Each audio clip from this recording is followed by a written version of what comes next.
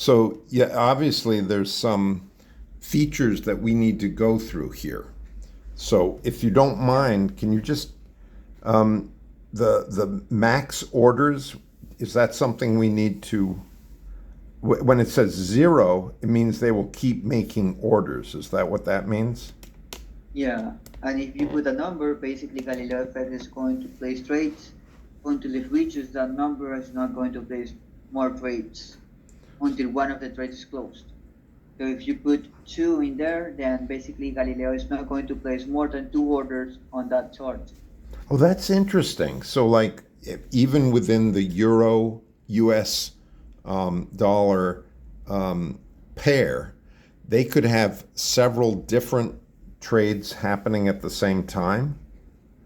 Yeah, let's say the market is going down and it's going down, and you have, let's say, two bearish signals. Every time that the market goes down two signals, then Galileo is going to place a trade. So if you Oh, don't want to have multiple trades, then you can just put a number over there. So to avoid Galileo placing a lot of trades I see. at the same time. So, at the bottom where it says consecutive bullish signals, we're that's connected to the max orders in a way. Because if I Yeah, change that number, the number of orders will change. Maybe. yeah, basically because if a trade is placed, then you will see it over here. And let's say you have here one, and let's say so you already have an order. This number is reaches, and it's going to try to place another trade. But since you already have one open, it's not going to place that trade. It's going to say something like trade disabled by client or something like that. Oh, I see. Right. Uh, yeah. So in our situation where we are risking our own money, if we leave it unlimited, it could keep trading and trading and trading. Is that the idea? That's why we watch it, I'm guessing. Because right now, with two and two on the bottom, the consecutive bullish signals at two, would that be called an aggressive situation? Yeah, with two and two, you basically you're going aggressive. The thing is that since you only have 1,000 units on your account, Galileo, I believe, is going to be able only to place one trade at a time. Ah, So, even so you if don't have to yeah. worry about it. Oh, okay. Well, it's something to watch because it might be making trades that lose money. Now, Yeah, of course. what is the next thing which says orders configuration? Do we need to know that? Well, basically, you don't have to do anything in here, but Yeah. here is the important part. So the Okay. stop loss of 100 means that if your trade has 100 points on losses, it's going to close that trade on losses, basically. And and the take profit at 100 is going it means the same but on the opposite way. So if you have 1,100 points on profit, it's going to close that trade on profits.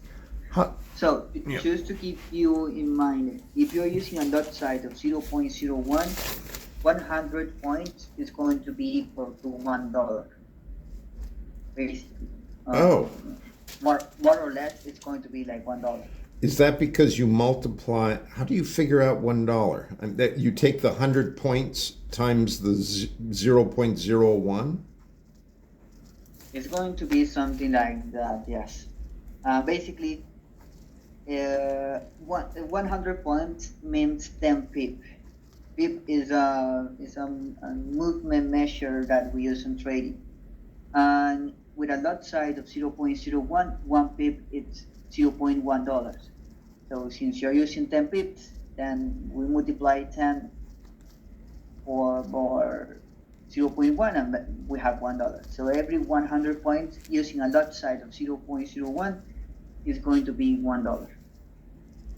Okay. Basically, that's how it's going to work. But yeah, you can do it. That you can use also that logic that you already did. Okay, so you said the lot size, let's say is 0.01. The pip is like the 100 points? If I said 200, take profit in points, would that be 2 pips? No, it's going to be 20 pips because 20 1 pips. pip is 10 points. 1 So pip is 10 200 points. is going to be 20 pips. I see. Okay, 20 pips. Now, if I put 100 there, does that mean it will hold the trade longer because it's waiting to hit that 200 point level? Yeah, basically, if you change the take profit to 200, the trade is going to take longer to reach the take profit. And maybe it could also turn around and start going down. Yeah, yeah. For that reason, I like to keep the take profit like lower than the stop loss because Oh, I you don't take want it lower. Interesting. So it might be 70?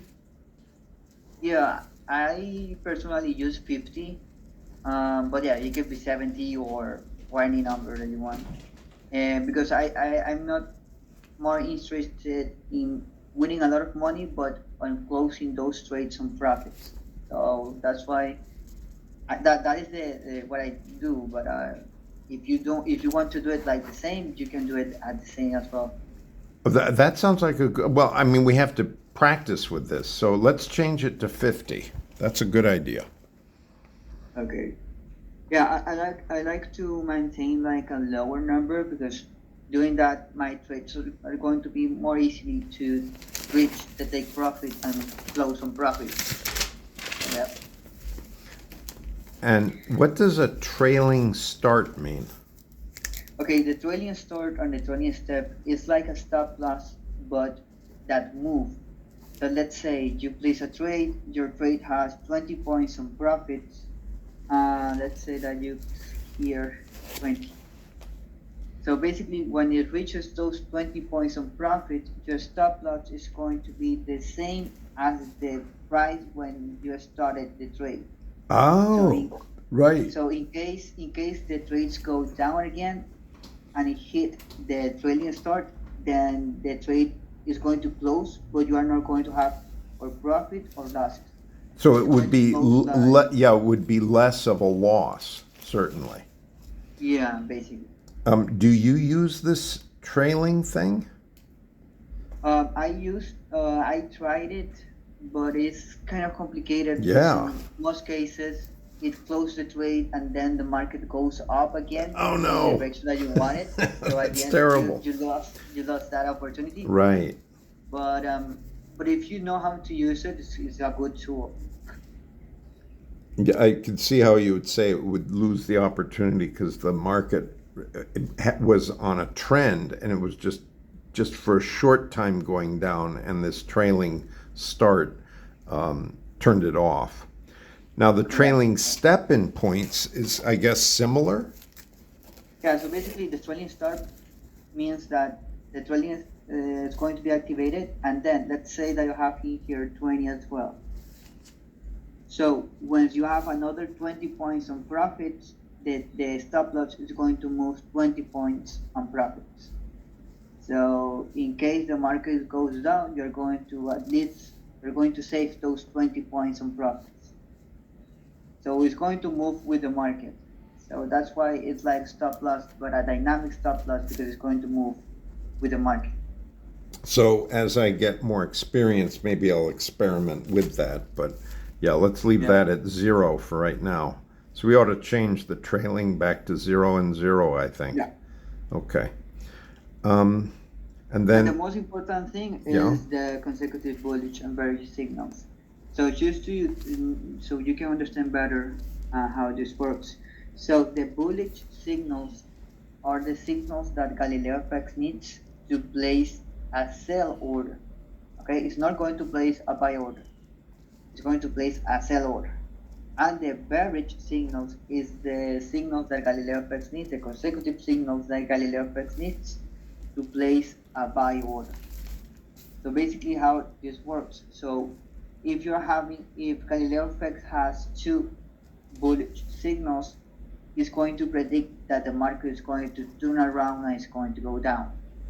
Bullish is up, So Galileo is going to place a sell order because it's going to predict that the market is going to go down. The same thing is going to happen with the bearish signals. The market is going down. Galileo is going to place a buy order because it's going to predict that the market is going to turn around and it's going to go up. So if you are looking that Galileo effect, the trend is going down and Galileo effects place a buy order, it is because of that, because it's going to predict that the market is going to turn around and you're going to have some profit because of that. So this is the most important thing. If you put 2 and 2, basically Galileo is going to place a lot of trades, but I like better going with fast settings like 6 and 6, because most of the cases when the market is going down 6 signals, consecutive signals, then it's going to go up, and that is where I have some profit basically. I see, right, because if it goes down 6, Galileo goes in and buys, but if it goes up 6, it says, okay, that's enough, I'm going to sell. Because bullish means the sell, and the bearish means the program goes in to buy. Correct, yeah. Okay. So that's the settings. Okay. Now, I guess these are the settings. As you can see, it's pretty easy to modify, to change. If something is not working and you want to change it, you can do it. So what happens with load and save on the right side? Okay, load is to, let's say you have some presets that you want to load on the settings, and you can load it. Or if you have previous settings, you can load it.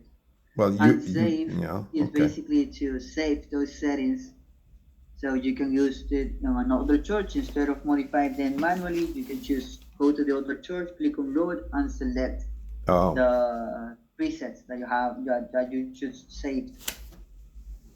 So save would save all of this stuff, and generally we just under your advice, we probably do not want to have bullish signals at 2. We should change that to 6 and 6. Yeah, I use fast settings. So yeah, I mean 2 is going to be too aggressive. You can try it, but since you're using real money, I would suggest you to go more conservative. Yeah. And just go aggressive if you're going to try the demo account, just to find out how Galileo effects is going to work. Now, aggressive. Does Galileo? How do we set up a demo account with the settings? Do we use the same settings?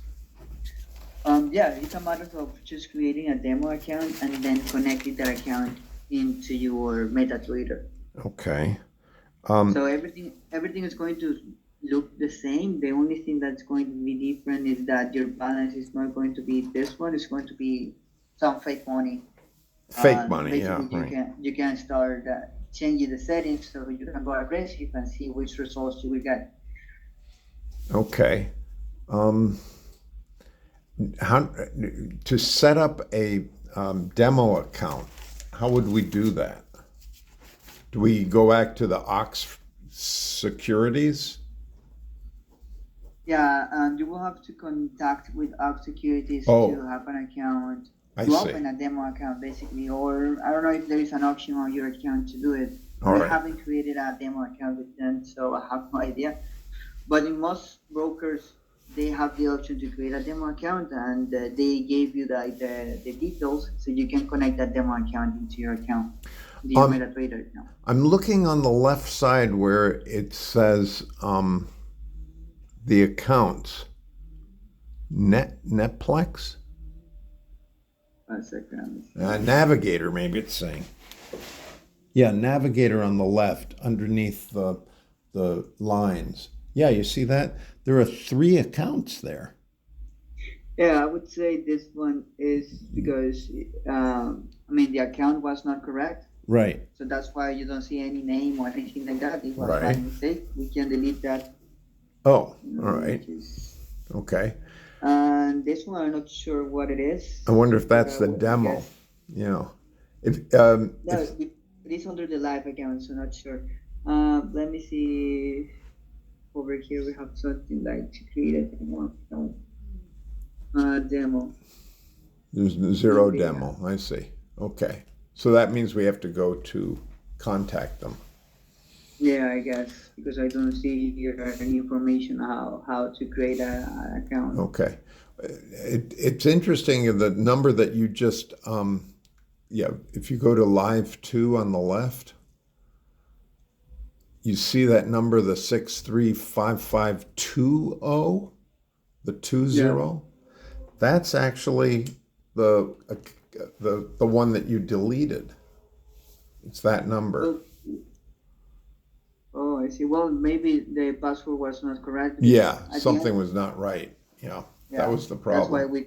you created another one, I guess. Yeah, exactly. Because if you look down, we had sent the money to that account and it wasn't connected. So Yeah. that didn't work. So let's go back to the yeah. What is that? That's called the MetaTrader screen, I guess. Yeah. Yeah. Okay. So things I we're looking at the different hours, I guess, at the top. When we I click, guess. yeah, when we click on those things, the H1 is dealing with the blue one, which is the euro, I'm guessing. So Yeah. if you, Actually, it is on all the charts. oh, it's on all the charts? Oh. Oh, but I mean, we could change it. Is that the idea? Yeah, you can change it. Yes.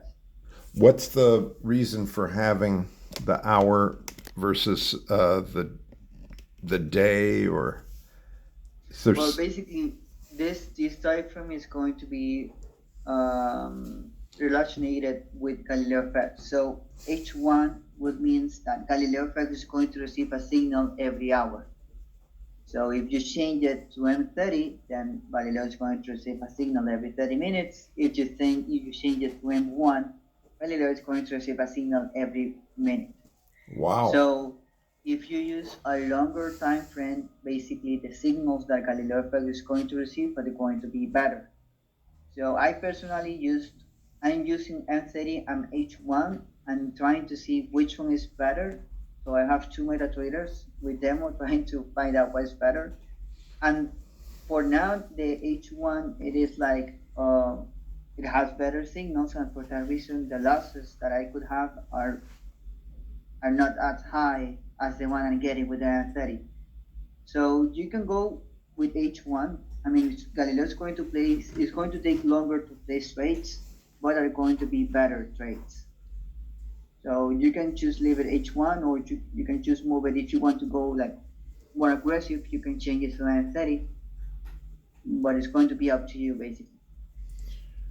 Okay, so better meaning that the trade would probably be more profitable. But better meaning that the trade is going to reach the profits and it's not going to end on the losses. Yeah. I see. Because if it wasn't, if you're sending too many signals, it turns off the trade, I guess. Oops, I felt. Okay. So what's, uh-oh. I heard oh, good, it came back. I just heard you Yeah, back again. It turned off. yeah, I'm not sure what happened. Okay. So, as far as the hours go, I thought that the market was always active somewhere in the world. Well, the thing is that the forex market or world trading in general is closed on the weekend.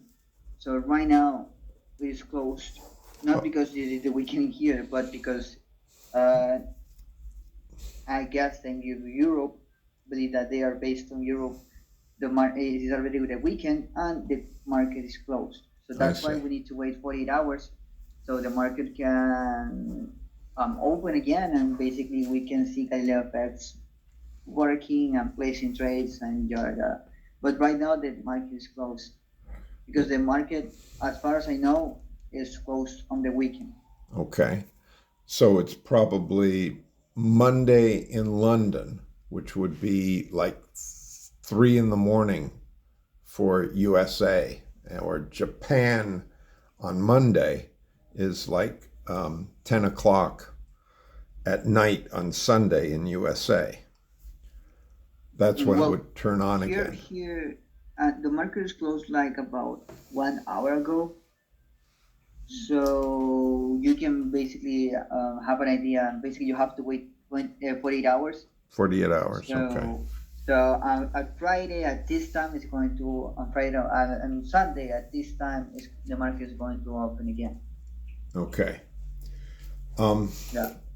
is there a way for us to have another one of these sessions when the market's actually on? I mean, in other words, is 5:30 a good time for you? Yeah. I mean, I believe that I can make that happen again. I know 6:30 is too late for you, or 6:30 is great. Yeah, 6:30 is great. yeah, we I believe that 6:30 is going to be better because at that time I believe that I don't have more appointments and I have 30 more minutes before my shift ends. So Oh, I right. guess that that works. Now, is it true? I saw something that you are located